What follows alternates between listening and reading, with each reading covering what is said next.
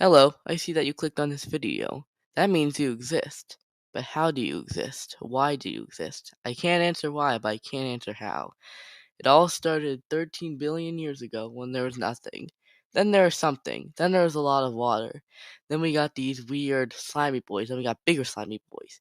Then we got slimy boys. And then we got cool lizards. And then we got the dinosaurs. And there are many types of dinosaurs. There were the toothy boys, the long necky boys, the hard boys, the more hard boys, the spiky boys, the horn boys.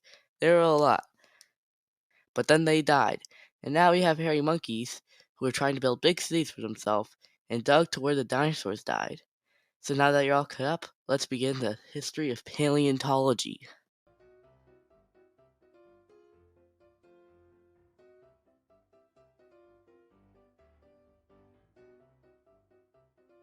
Paleontology first started when this guy named Mr. Smith, who would ask questions and watch people make buildings, found some weird shells in the ground and made a map of how old the shells were based on how deep in the ground they are. It came up with the idea of fossils. When something dies and their bones are covered by stuff, and they become new stuff called limestone. People didn't know much about these prehistoric animals yet, and all we found were fish, not even anything very cool. But soon someone would change all of that. Enter Mary Anning. She lived in a family of fossil hunters, and she sold those fossils, and thus she sells seashells on the seafloor, or something like that. Anyway, her brother once brought home a mysterious new fossil, a skull of what seemed to be a massive crocodile. And for many months, she went back to that dig site and dug up the entire skeleton, and then even brought it to an auction and sold it. But her ichthyosaurus caught the attention of Mr. Buckland, one of the best fossil hunters at the time. And impressed with Mary, she funded her research and supplied her research. And Mary went on to discover all sorts of things, like new marine reptiles like the Plesiosaurus, and what coprolites are, which is dinosaur poop, making her the most dynamic fossil hunter in aqua paleontology. But as Mary was studying the creatures of the sea, another young man in France also was studying the creatures in the sky, and proposed that Pterodactylus was not a swimming reptile, but instead a flying reptile.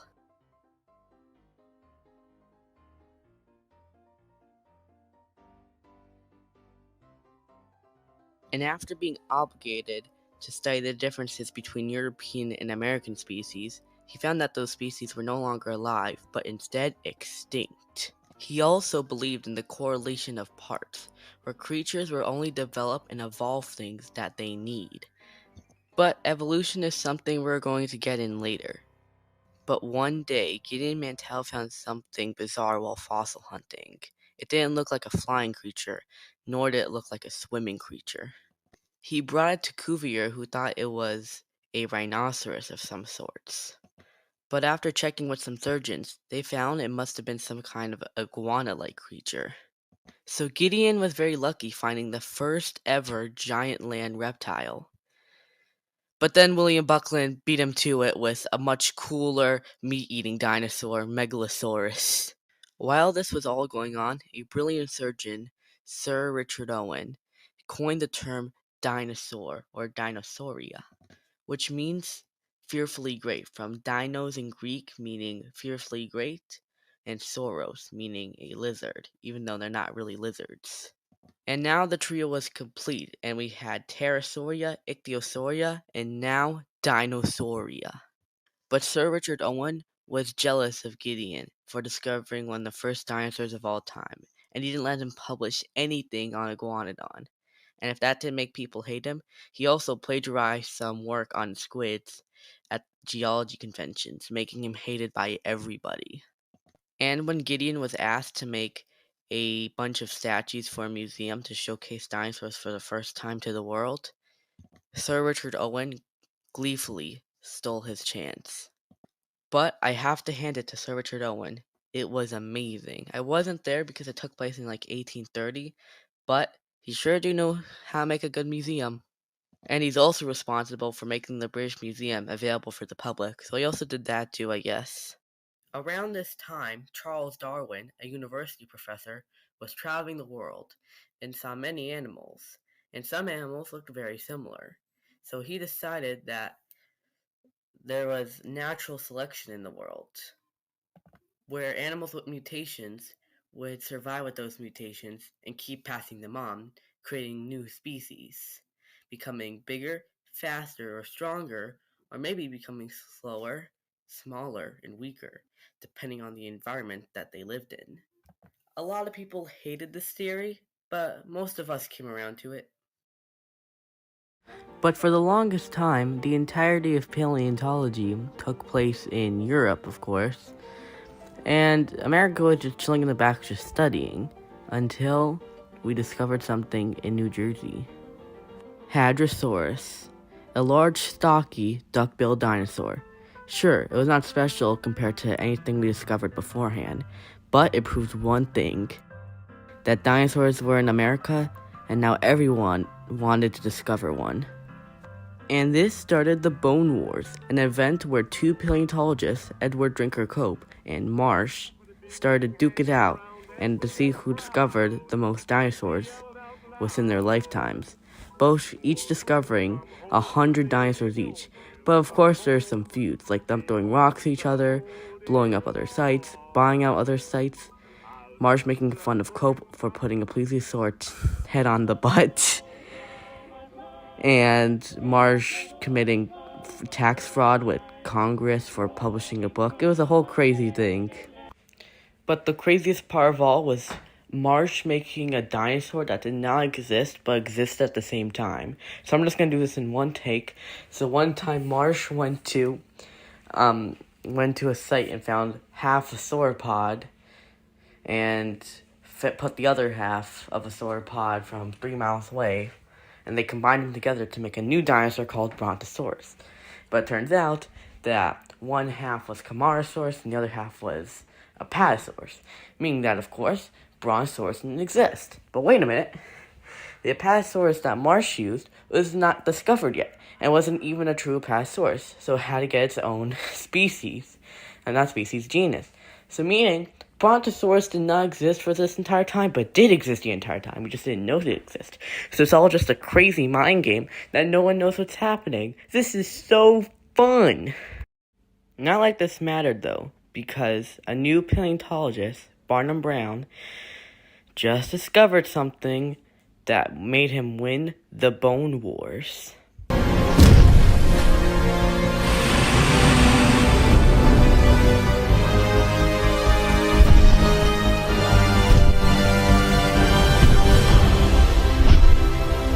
13 meters long, weighing 9 tons.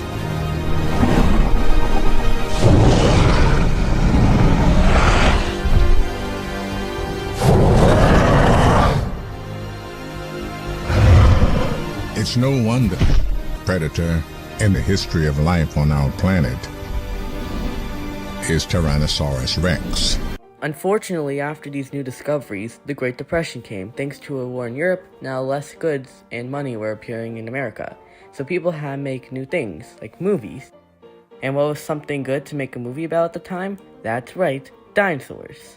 And there were some classics, like the well-known and well-beloved King Kong, that inspired a generation of movie making, and changed the movie industry forever. With the World War still going on, Franz Nopska and Roy Chapman Andrews, some of the best World War II soldiers, came out of the military to help with paleontology, with Nopska becoming a king and starting the theory of continental drift, and Roy Chapman Andrews getting funds from millionaires to promote his digging in Mongolia, coming up with many theories such as how dinosaurs laid their eggs, which Jack Horner, a scientist today, finished off. And in World War II, shortly after Hiroshima and Nagasaki attacked, 2 nuclear bombs that struck Japan in World War II, the Japanese people ceased to make a movie to describe their horror about what happened those days, creating Godzilla, a dinosaur that was a metaphor for their horror in the nuclear bombage, which was terrifying. And also,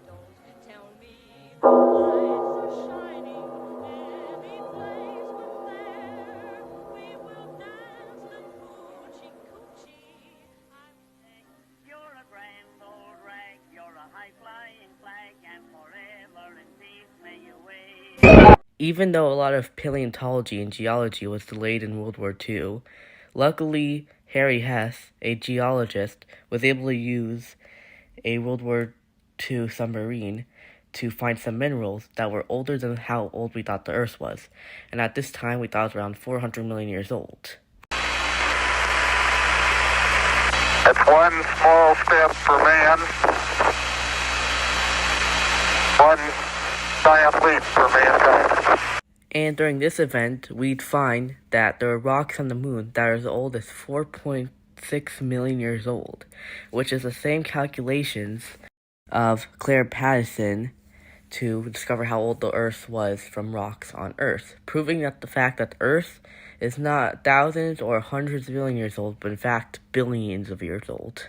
But there's one problem: how dinosaurs were portrayed in movies, because movies depicted them as slow, upright, standing, vicious killers that ate cavemen, even though they didn't live with cavemen. But luckily, Steven Spielberg and his directing skills, along with Michael Crichton, a famous horror book writer, teamed up to make one of the most iconic movies of all time.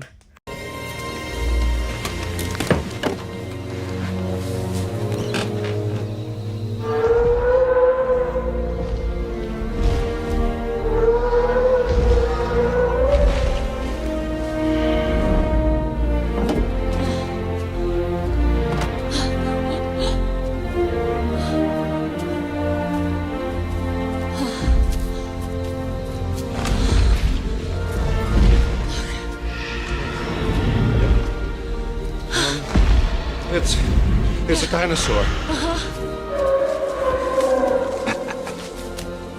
We can just tear up the little book on it. Cold-bloodedness, it doesn't apply. They're totally wrong. This is a warm-bodied creature. This thing doesn't live in a swamp. This thing's got, what, a 25, 27-foot neck? And thanks to this movie, dinosaurs were now being seen as fast, intelligent, but sometimes vulnerable creatures that don't fight for fun and are not bloodthirsty killers, and portrayed them in scientific manners for 1990 standards. And most importantly of all, built character for the dinosaurs. And nothing bad happened after that, right? In September of the early decade, a plane crashed and caused one of the worst tragedies ever. After the success of Jurassic Park and its sequel, The Lost World, the movie makers decided to up their game by adding a new villain, Spinosaurus aegypticus, but we'll get to him later. As for the movie making part, people didn't like it because it was not directed by Steven Spielberg and not written by Michael Crichton. So it suffered horribly because people thought it was unoriginal and unwitty. But on the paleontology side of things, people seem to love this idea of giant dinosaur fights giant dinosaur. And the Spinosaurus vs. Rex scene really fueled that fire. And nowadays we have tons of battles about who would win, Giganotosaurus or T-Rex, Paleoloxodon or Paraceratherium. But now let's talk about something we've been pushing off for a very long time, the Spinosaurus. Spinosaurus was discovered in Egypt in World War I, but couldn't be transferred until early World War II because of issues with, Germany being kind of morons at the time. And ever since those fossils were blown up by the British, it's been increasingly hard to study Spinosaurus. First we thought it was like a big T-Rex with a sail, then we saw it was a land super killer that could run insanely fast and was extremely heavy. Then we thought it was a four-legged crocodile with a sail for some reason. And right now we have a mixture of everything. So the story of Spinosaurus is pretty weird. On the subject of who would win, Spinosaurus or T-Rex, I think that this question is insanely relevant since these creatures lived at different places and at different times and at different ecosystems. And I think it's more important to study how these creatures lived rather than how they fought. And a lot of researchers feel this way, and a lot of paleontologists have given their insight on this. Refuse on principle to answer the question who would win in a fight between, because I think it is the most trite, boring and uninteresting thing that one could possibly say about dinosaurs, even in fiction. But it's T-Rex. Spinosaurus solos!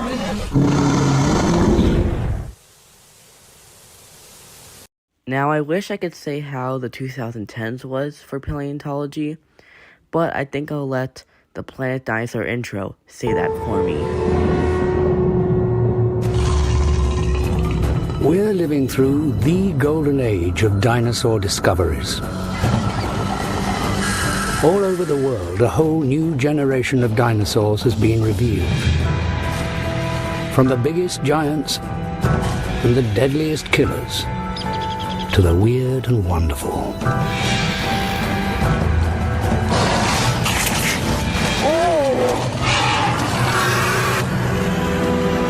From the Arctic to Africa, from South America to Asia.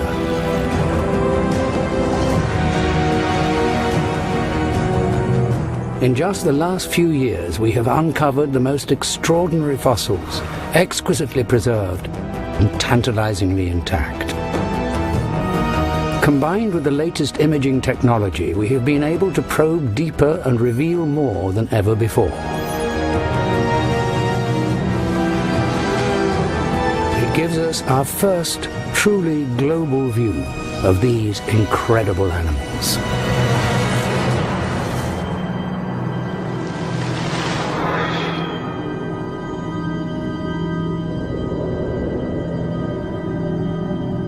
Not only was it a great decade for paleontology, but it gave us so many good documentaries like Dino Dan, Dinosaur Revolution, Dino Dan, Planet Dinosaur, and finally, Dino Dan. Also, around this time, social media was becoming ever more popular, and people were making their own dinosaur-related content.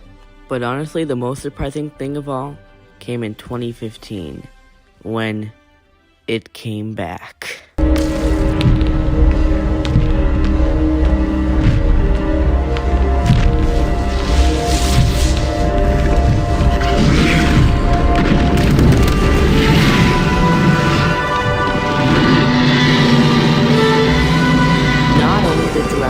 Come back, but also a hotbed of new dinosaur games were just begging to be played and popularized. And this leads us straight to the 2020s, where an unfortunate event happened. While this stopped a lot of paleontology, it did not stop my favorite dinosaur project ever coming out.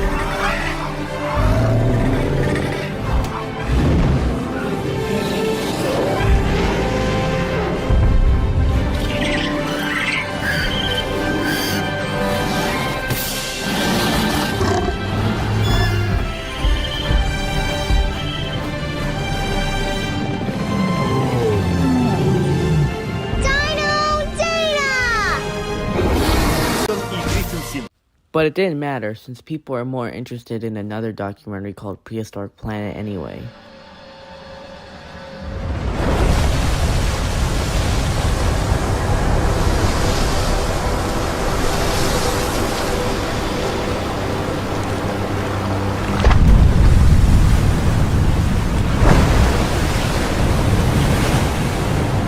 Another thing that gained popularity was who was stronger at it, where people put an animal on top and an animal on the bottom and compare stats to see who will win. And they evolved from something like this.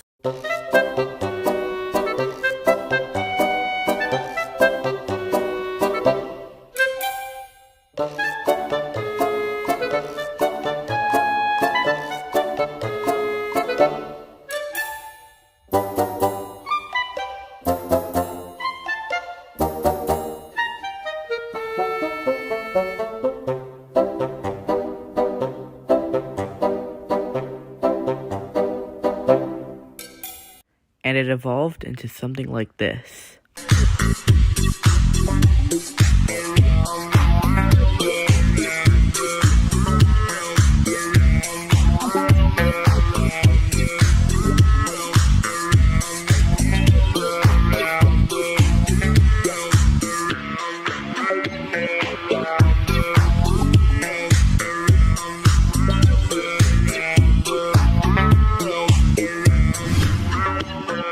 But enough about mindless entertainment. Let's talk about the things that paleontology has done in the 2020s. In recent years, we've discovered a lot about dinosaurs, like how closely related they are to birds. Yeah, birds are dinosaurs, I forgot to mention that. How they would have done mating rituals, how they would have raised kids, and they wouldn't have roared, we also found out, and they also had lips. So they would look quite a lot different from how media and most people would tell you how dinosaurs actually looked. Oh yeah, they're also bringing back the dire wolf? What? I mean, technically, but we're almost there, guys.